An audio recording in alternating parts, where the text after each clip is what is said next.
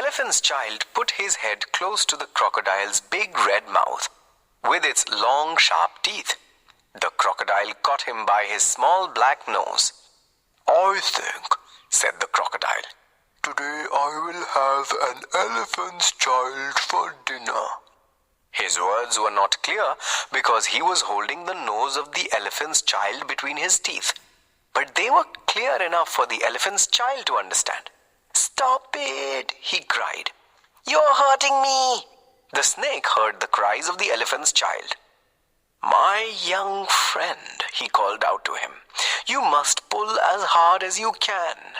If you do not, you will be the crocodile's dinner."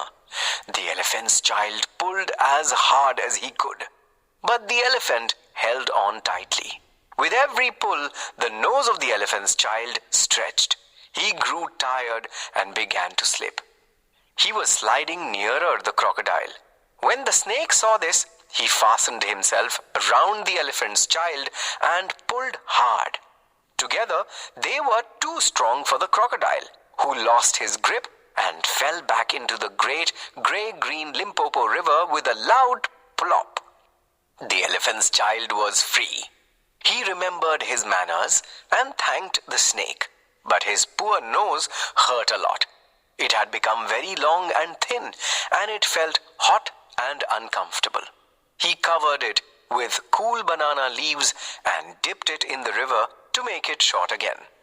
For 3 days, the elephant's child sat near the river, wondering how he could go back home with his long nose. On the 3rd day, a fly tickled him on the knee. Without thinking, the elephant's child lifted up his long trunk and hit the fly with the end of it. "There," said the snake, "that's a clever trick. You couldn't do that with your old nose." The elephant's child picked up some grass with his trunk. He knocked the dust off against his leg and pushed the grass into his mouth. "Well," said the snake, "that's another trick." By now, the elephant's child was excited. He picked up some cool mud and put it on his hot little head. Then he looked at the snake with a twinkle in his eye. "You are right," he said. "I like this new nose." "Now," said the snake, "I can think of another clever trick. Your family spanked you, didn't they?"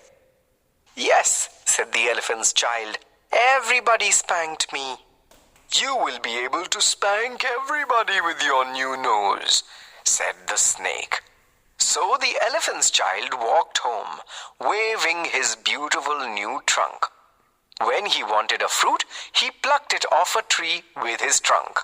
When a fly tickled him, he broke off a branch of a tree and knocked the fly off.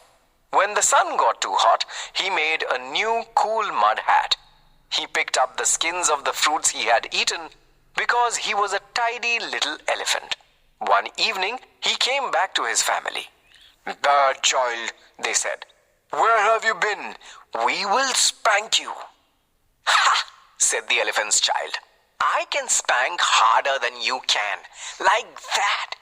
He hit the ground hard with his wonderful new trunk. "Oh!" they cried. "What happened to your nose?" "I got it from the crocodile in the great gray-green Limpopo River.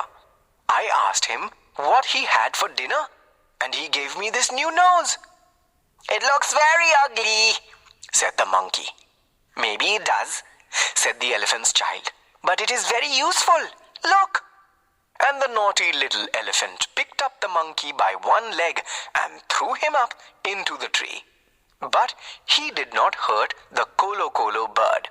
After that day, all the elephants went down to the great gray-green Limpopo River to get new noses. And that is why all elephants have trunks.